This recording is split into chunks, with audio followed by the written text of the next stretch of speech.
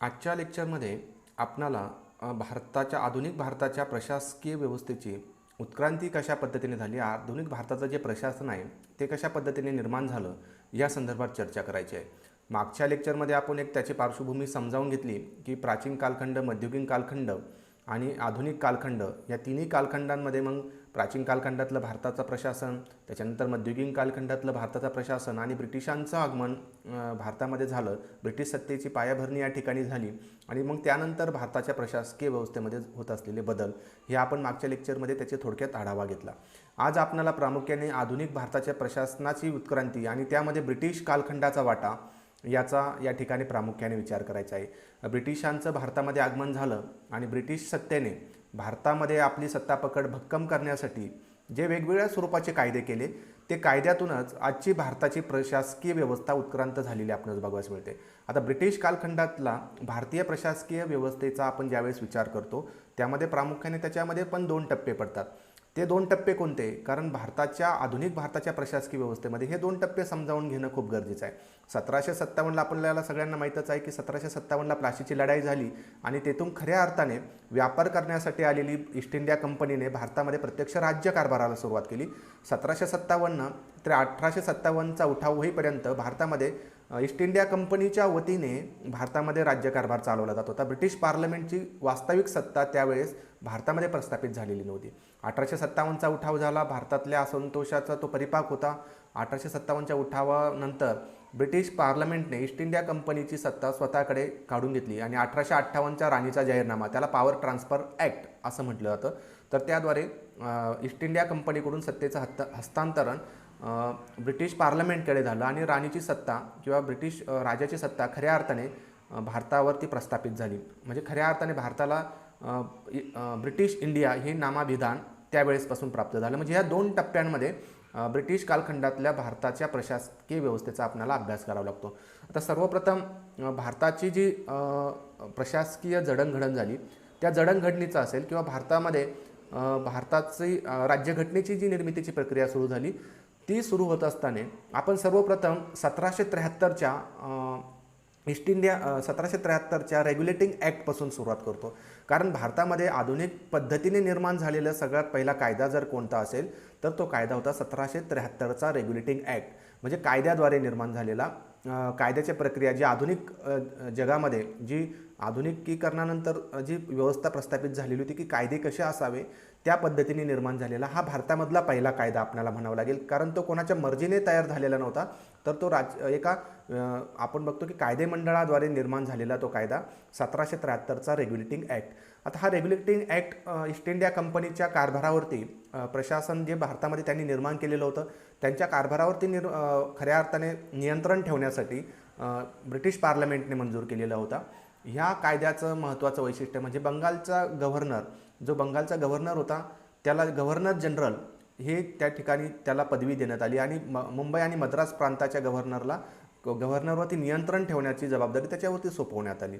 बंगालच्या गव्हर्नर जनरलला त्याच्या कारभारामध्ये सहाय्य करण्यासाठी 4 सदस्यीय कार्यकारी परिषदेची निर्मिती करण्यात आली. म्हणजे कुठेतरी आज आपण जे बघतो की मंत्रिमंडळ, पंतप्रधान त्यांचं मंत्रिमंडळ, मुख्यमंत्री त्यांचं मंत्रिमंडळ, ही जी व्यवस्था प्रशासनामध्ये निर्माण झालेली दिसून येते ती व्यवस्थेचं पाळेमूळ आपल्याला कुठेतरी ह्या 1773 पासून हळूहळू सुरुवात झालेली बघायला मिळते. त्याचप्रमाणे आपली जी आजची न्यायव्यवस्था आहे, जे न्यायिक प्रशासन व्यवस्था आहे त्याची पण 1774ला त्या रेग्युलेटिंग ॲक्टने कोलकाता येथे सर्वोच्च न्यायालयाची स्थापना केली.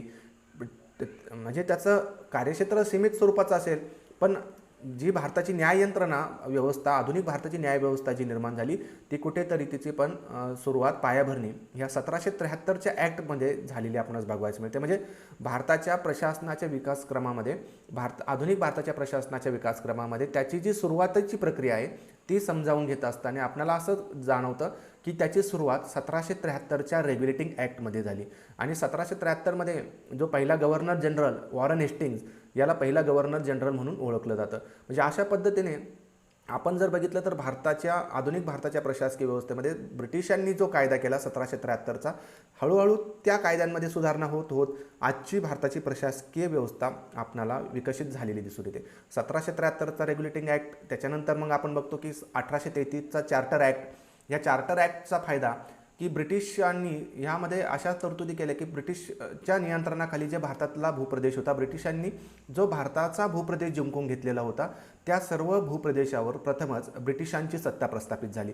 म्हणजे आमची जी भारताचा प्राचीन कालखंडापासून जरी उल्लेख असला तरी आधुनिक जो भारत आहे, आजचा जो आपला भारत आहे, त्याला एकात्म करण्याचं काम, त्याला एक देश म्हणून जी मान्यता आज आपल्याला मिळालेली आहे, सगळ्यांमध्ये आम्ही एक भारतीय आहोत, ही जी संकल्पना आपल्यामध्ये निर्माण झाली, ती एकात्मता, जे एकसंधपणा निर्माण करण्याचं काम हळूहळू कुठंतरी हा 1833च्या चार्टर ॲक्टमध्ये झालेलं दिसून येतं. कारण ब्रिटिशांनी तो प्रदेश त्यांच्या नियंत्रणाखाली असलेला सगळा प्रदेश एकात्म केला आणि एकच सत्ता असल्यामुळे त्या ठिकाणच्या जनतेमध्ये आम्ही एकच आहोत ही संकल्पना निर्माण व्हायला सुरुवात झाली. कुठेतरी आम्ही भारतीय आहोत आणि आमचा हा एक देश आहे ही संकल्पना हळूहळू विकसित व्हायला ह्या 1833च्या चार्टर ॲक्टपासून सुरुवात झाली. म्हणजे ब्रिटिश सत्तेने त्यांच्या सोयीसाठी या ठिकाणी राज्यकारभार करत असताना वेगवेगळे स्वरूपाचे कायदे केले, पण त्या कायद्यांमधून हळूहळू आजची भारताची जी व्यवस्था आहे ती विकसित होत होती. त्याचप्रमाणे सर्व अधिकार, कायदेविषयक अधिकार हे गव्हर्नर जनरलच्या हातात एकवटलेले आपल्याला ह्या कायद्याने तरतूद केली. म्हणजे काय होतं की ह्या व्यवस्थेमध्ये आपल्याला असं जाणवतं की कायदेमंडळ, मग कायद्याची अंमलबजावणी जी करण्याची प्रक्रिया आहे ती कुठेतरी आपल्याला असं दिसून येते की आज आपण बघतो की राज्यकारभारामध्ये एकवाक्यता असावी, एकाच व्यक्तीने ते निर्णय घेतले जावे किंवा त्या व्यक्तीने वरिष्ठांनी निर्णय घ्यावेत आणि कनिष्ठांनी त्याची अंमलबजावणी करावी. सत्तेची जी उतरंड आपण बघतो अधिकारांची, त्याची निर्मिती हळूहळू ह्या कायद्यांमध्ये त्याचं बीज आपल्याला सापडतात. त्यानंतर ब्रिटिशांनी भारतामध्ये राज्यकारभार करत असताना अनेक महत्त्वाचे कायदे केले, पण ज्या कायद्याने आजच्या भारताच्या प्रशासकीय व्यवस्थेमध्ये आमूलाग्र स्वरूपाचा बदल घडून आला, त्याच कायद्यांचा प्रामुख्याने आपण या ठिकाणी भारताच्या प्रशासकीय विकासामध्ये विचार करणार आहोत. तिचा चार्टर ॲक्ट. या कायद्याने प्रथमच भारतामध्ये कायदेमंडळ, कार्यकारी मंडळ यांच्या कार्यांचं विभाजन केलं. म्हणजे भारतामध्ये सर्वप्रथम अधिकारांचं विकेंद्रीकरण ही जी संकल्पना आज आपण बघतो की कायदेमंडळ, कार्यकारी मंडळ आणि न्यायमंडळ यांचं तिघांनी एकमेकांच्या क्षेत्रामध्ये हस्तक्षेप करायचं नाही, याची आपल्याला मूळ कुठे सापडतं तर 17 चार्टर ॲक्टमध्ये कुठेतरी हळूहळू याची सुरुवात झालेली होती. त्याचप्रमाणे ह्या ॲक्टने सर्वप्रथम कायदेमंडळाची स्थापना भारतामध्ये करण्यात आली. मर्यादित स्वरूपाचं होईना, पण भारतामध्ये आधुनिक पद्धतीने जी कायद्यांची निर्मिती व्हायला सुरुवात झाली त्याचं मूळ आपल्याला चार्टर ॲक्टमध्ये, म्हणजे भारताची जी कायदेमंडळाची व्यवस्था, भारतामध्ये कायदेमंडळ आज आपण बघतो की संपूर्ण भारतासाठी कायदे तयार करण्याची किंवा प्रक्रिया जी संसदेमध्ये चालते, त्या संसदेची हळूहळू सुरुवातीची प्रक्रिया ह्या 1833च्या कायद्यामध्ये सापडते. त्याचप्रमाणे प्रशासनामध्ये सनदी सेवा जी आहे त्या सनदी सेवेमध्ये खुल्या भरतीचे तत्व, खुल्या स्पर्धेचे तत्व ह्या कायद्यानुसार स्वीकारण्यात आलं. म्हणजे सगळ्यांना, ज्यांच्याकडे स्किल आहे, ज्यांच्याकडे गुणवत्ता आहे, त्या सगळ्यांना मग कोणता पण भेदभाव न करता सगळ्यांसाठी ह्या प्रशासकीय व्यवस्थेची दारे खुली करण्यात आली. म्हणजे आधुनिक भारतामध्ये आज आपण जेव्हा बघतो की जात, धर्म, पंथ, वंश आणि लिंग अशा कोणत्या पण प्रकारचा भेदभाव न करता जी प्रशासकीय व्यवस्था निर्माण झालेली आहे, त्या प्रशासकीय व्यवस्थेची सुरुवात ह्यामध्ये झालेली बघायला मिळते. आणि याचा एक फायदा असा आपल्याला दिसून येतो की नंतर भारतामध्ये जी जातीय व्यवस्था, त्यावेळेस प्रचंड प्रमाणात जाती व्यवस्था होती, त्या जाती व्यवस्थेला छेद देण्याचं काम, त्या जाती व्यवस्थेविषयी कुठेतरी विचार भाग पाडण्याचं कायद्याने स्पर्धा परीक्षेचे खुलं तत्व जे स्वीकारलं, त्याच्यातून समाजातल्या सगळ्या घटकांना, मग ते मागासलेले असो किंवा पुढारलेले असो, सगळ्यांना त्या ठिकाणी स्पर्धा परीक्षांद्वारे अधिकारी होण्याची जी संधी मिळाली. आणि मग त्याच्यातून कनिष्ठ जो वर्ग, भारतामध्ये कनिष्ठ जो घटक होता, त्यांच्यामध्ये सुद्धा एक आत्मविश्वास निर्माण होण्याचं काम ह्या कायद्याद्वारे झालेलं बघायला मिळतं. त्याचप्रमाणे ब्रिटिश पार्लमेंट जी कायदा निर्मितीसाठीची प्रक्रिया ब्रिटनमध्ये राबवत होती, तीच प्रक्रिया भारतामध्ये सुद्धा कायदा निर्मितीसाठी वापरली जावी अशी एक तरतूद ह्या कायद्याने केली. म्हणजे भारतामध्ये ब्रिटिशांनी राज्यकारभार करत असताना हळूहळू ब्रिटिश किंवा ब्रिटन त्यांच्या ह्या देशामध्ये जशी लोकशाही शासन व्यवस्था होती आणि त्या लोकशाही शासन व्यवस्थेमध्ये जसं कायदे लोकांच्या प्रतिनिधींकडून केले जात होते, तशी व्यवस्था हळूहळू निर्माण करण्यासाठीचे प्रयत्न केलेले दिसून येतात. त्यानंतर 1861चा काउन्सिल ॲक्ट. आता ह्या काउन्सिल ॲक्टमध्ये आपण जर बघितलं तर त्या काउन्सिल ॲक्टमधील महत्त्वाच्या ज्या तरतुदी होत्या त्यामध्ये सर्वप्रथम आपल्याला असं बघायला मिळतं की सर्वप्रथम ब्रिटिशांनी भारतीयांना कायदेनिर्मिती प्रक्रियेमध्ये सहभागी करून घेण्याची तरतूद केली. म्हणजे सर्व भारतीयांना सुद्धा आपण सुद्धा कायदे तयार करू शकतो, आपण सुद्धा व्यवस्थित पद्धतीने राज्यकारभार करू शकतो, हा आत्मविश्वास निर्माण होण्याचं काम ह्या 1861च्या कायद्याद्वारे झालं. म्हणजे हळूहळू कशी भारतामध्ये प्रशासन निर्माण किंवा आम्ही प्रशासकीय आमचं प्रशासन चांगल्या पद्धतीने चालवू शकतो, हा आत्मविश्वास भारतीय लोकांमध्ये ह्या ब्रिटिशांच्या संपर्कात आल्यामुळे आणि ब्रिटिशांनी हळूहळू आपल्याला त्या प्रशासनामध्ये सहभागी होण्याची संधी उपलब्ध करून दिल्यामुळे तत्कालीन भारताच्या नागरिकांमध्ये, तत्कालीन भारताच्या जे काही लोक त्या कालखंडामध्ये कार्यरत होते त्यांच्यामध्ये निर्माण झाली. म्हणजे 1861च्या कायद्याने प्रथमच भारतीयांना कायदेनिर्मितीच्या प्रक्रियेमध्ये सहभाग देण्याचं जाहीर केलं. त्याचप्रमाणे प्रथमच भारतामध्ये प्रातिनिधिक कायदेमंडळाची तरतूद ह्या कायद्याने केली. म्हणजे first time representative institutions in India was establish. म्हणजे ह्या कायद्याने सर्वप्रथम भारतामध्ये प्रातिनिधिक कायदेमंडळाची तरतूद करण्यात आली, की जे कायदेमंडळ लोकांनी निवडून दिलेलं असेल, जनतेचं प्रतिनिधित्व करत असेल. म्हणजे आज जी आपली संसदीय शासन व्यवस्था आहे आणि त्या संसदीय शासन व्यवस्थेमध्ये आपण आपले प्रतिनिधी त्या ठिकाणी निवडून देतो आणि ते आपल्यासाठी आपल्या इच्छा आकांक्षांचं प्रतिबिंब त्या ठिकाणी उमटत असतं, आपल्या इच्छा आकांक्षानुसार त्या ठिकाणी कायदे तयार करत असतात. याची सुरुवात आपल्याला कुठेतरी हे 1861च्या कायद्यामध्ये सापडते. त्याचप्रमाणे भारतामध्ये जी आज खातेवाटपाची पद्धत आहे, कार्याचं विभाजन करण्यासाठी जी वेगवेगळी खाती तयार केलेली असतात, त्या खातेवाटपाची सुरुवात भारतामध्ये सर्वप्रथम ह्या 1861च्या कायद्यामध्ये झाली. 1861पासून खऱ्या अर्थाने भारतामध्ये खातेपद्धतीला सुरुवात झालेली बघायला मिळते. त्यानंतर सर्वात महत्त्वाची तरतूद म्हणजे वटहुकूम काढण्याचा जो अधिकार आहे. आज आपले राष्ट्रपती आणि राज्यपाल जे वटहुकूम काढू शकतात, ज्यावेळेस कायदेमंडळाचं अधिवेशन चालू नसतं त्यावेळेस काही जर आणीबाणीची परिस्थिती निर्माण झाली तर त्यांना जो वटहुकूम काढण्याचा अधिकार आहे, त्या वटहुकूम काढण्याची सुरुवात ही 1861च्या कायद्यामध्ये आपल्याला दिसून येते. त्यानंतर महत्त्वाचा जो कायदा आहे 1892चा इंडियन काउन्सिल ॲक्ट. ह्या इंडियन काउन्सिल ॲक्टमध्ये या कायद्याच्या महत्त्वाच्या तरतुदी आपण ज्यावेळेस बघतो त्यामध्ये आपल्याला असं दिसून येतं की ह्या कायद्याने प्रथमच भारतामध्ये मर्यादित स्वरूपाचे निवडणुकीचे तत्त्व स्वीकारले.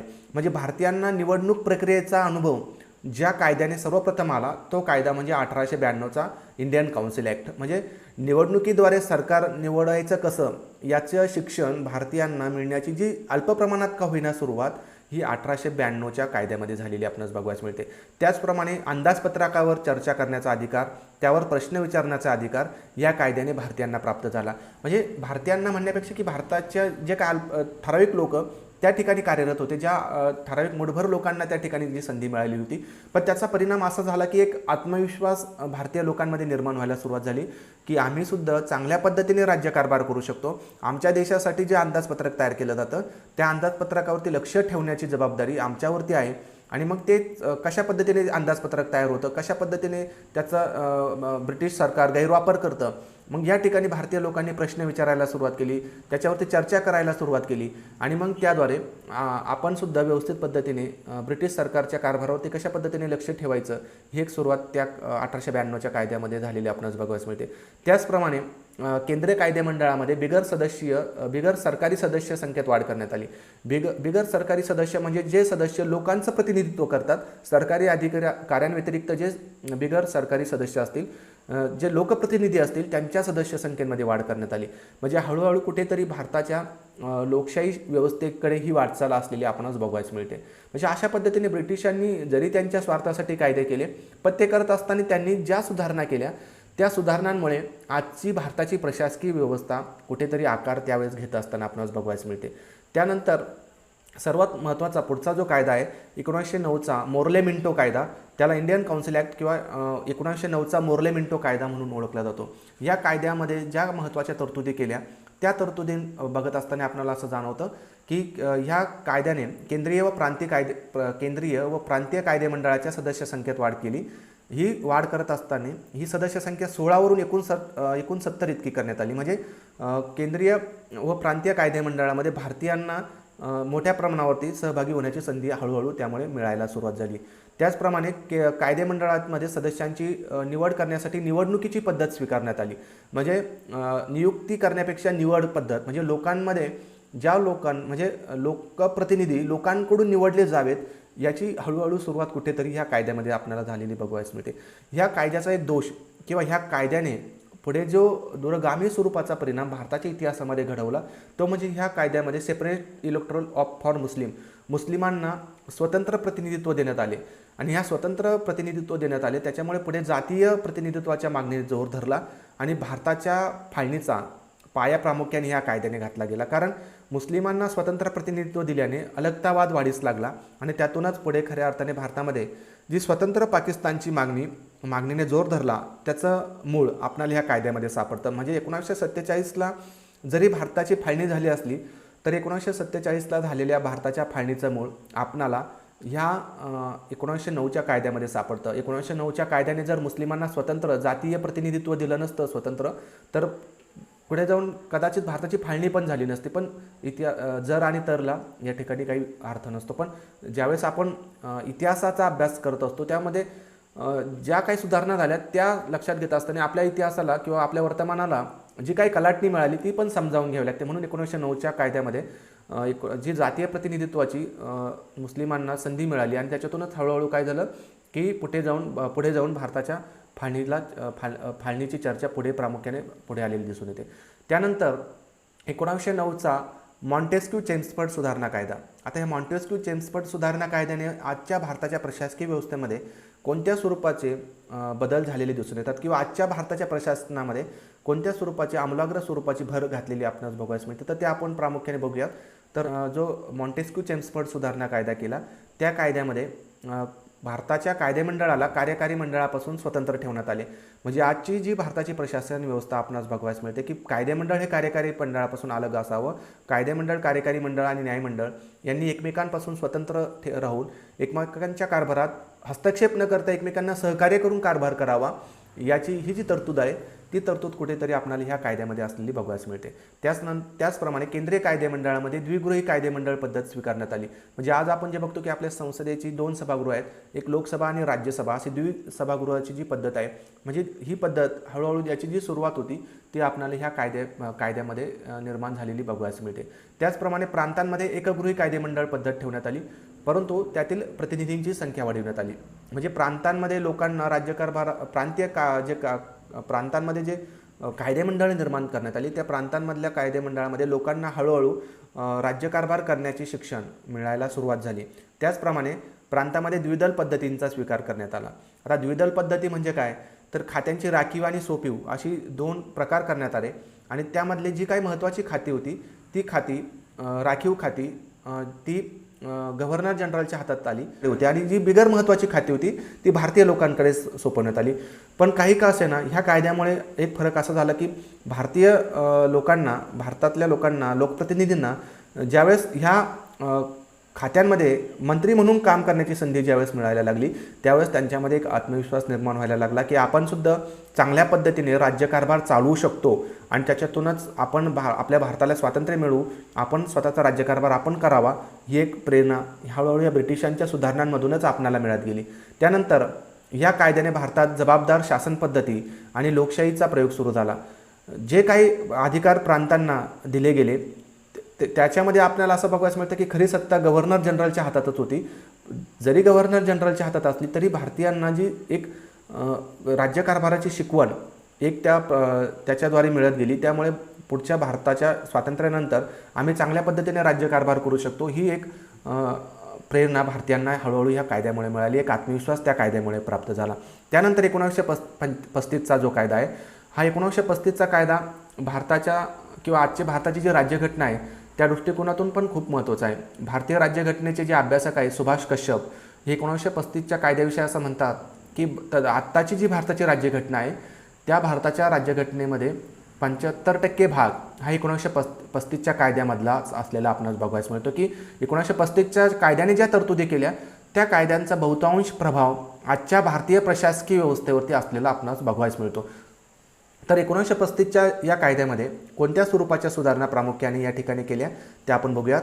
1935च्या कायद्यामध्ये भारतामध्ये संघराज्य शासन व्यवस्थेची सुरुवात या ठिकाणी 1935च्या कायद्यामध्ये केलेली आपणास बघायला मिळते. त्याचप्रमाणे केंद्र व घटक राज्य यांच्यामध्ये अधिकारांची विभागणी करण्यात आली व त्यासाठी संघसूची, प्रांतसूची व समवर्ती सूची अशा विषयांच्या याद्या तयार करण्यात आल्या. म्हणजे आज जर आपण भारताच्या राज्यकारभार बघितलं, केंद्र सरकार, राज्य सरकार आणि यांच्यामध्ये मग जे अधिकारांची विभागणी झालेली आहे, ती अधिकारांची विभागणी जी सुरुवात आहे ती कुठेतरी आपल्याला 1935च्या कायद्यामध्ये असलेली बघायला मिळते. त्याचप्रमाणे भारतामध्ये केंद्रस्थानी द्विगृहात्मक कायदेमंडळ पद्धती स्वीकारण्यात आली आणि या पद्धतीनुसार केंद्रामध्ये द्विदल शासन पद्धती सुरुवात करण्यात आली. 1919च्या कायद्याने जी प्रांतामध्ये द्विदल शासन पद्धती निर्माण केली होती, ती 1935च्या कायद्याने प्रांतामधली द्विदल शासन खातेपद्धती रद्द केली आणि ती पद्धती केंद्रामध्ये सुरुवात केली. त्याचप्रमाणे प्रांतातील द्विदल राज्य पद्धतीचा प्रयोग बंद करून जबाबदार शासन पद्धती स्वीकारण्यात आली. म्हणजे प्रांतांचा सर्व कारभार जे लोकप्रतिनिधी लोकांनी निवडून दिलेले होते त्या काळात त्यांच्याकडे सोपवण्यात आला. म्हणजे खऱ्या अर्थाने भारतीयांकडे प्रांतांचा कारभाराची स्वायत्तता देण्यात आली की भारतीय लोकांनीच प्रांतिक सरकारचं कारभार चांगल्या पद्धतीने चालवावा, ही एक जबाबदारी 1935च्या कायद्याने देण्यात आली. म्हणजे कुठेतरी हळूहळू भारतीय लोकांना राज्यकारभारामध्ये मोठ्या प्रमाणावरती वाटा मिळायला सुरुवात या ठिकाणी झालेली आपणास बघायला मिळते. त्याचप्रमाणे केंद्र आणि घटक राज्य यांच्यातील संघर्ष मिटवण्यासाठी एक संघ न्यायालयाची स्थापना करण्यात आली. म्हणजे अशा आपल्याला असं दिसून येतं की आजचं जे आपलं सर्वोच्च न्यायालय आहे त्या सर्वोच्च न्यायालयाची स्थापना, त्या स्थापनेचं मूळ आपल्याला 1935च्या कायद्यामध्ये असलेलं बघायला मिळतं.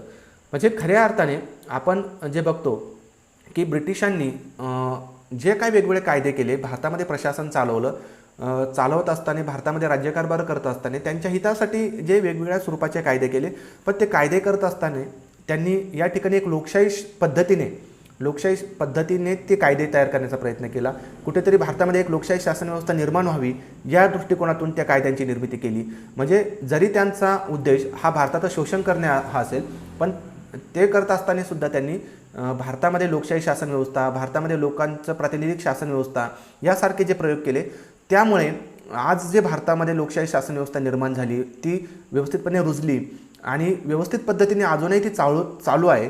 याचं श्रेय आपल्याला ह्या ब्रिटिश कालखंडामधल्या ब्रिटिशांनी भारतामध्ये केलेल्या सुधारणांना निश्चितच द्यावं लागेल. कारण जर आपण बघितलं तर भारताबरोबरच स्वतंत्र झालेले देश आणि त्यांनी जी लोकशाही शासन व्यवस्था स्वीकारली ती लोकशाही शासन व्यवस्था तितकीशी यशस्वी झालेली आपल्याला बघायला मिळत नाही. म्हणजे जगामध्ये आपण जर बघितलं तर भारताइतकी विविधता कोणत्याच देशामध्ये नाही. भारतामध्ये जातीय प्रांतिक विविधता कोणत्याच देशामध्ये एवढ्या मोठ्या प्रमाणावरती दिसून येत नाही. तरी पण भारताने जी लोकशाही शासन व्यवस्था स्वीकारली आणि ती लोकशाही शासन व्यवस्था आज आपल्याला दिसून येते की आजही पण यशस्वीपणे उभी आहे. त्याचं श्रेय ब्रिटिशांनी भारतामध्ये ज्या सुधारणा केल्या, लोकशाही पद्धतीने ज्या सुधारणा केल्या त्यांना द्यावं लागतं.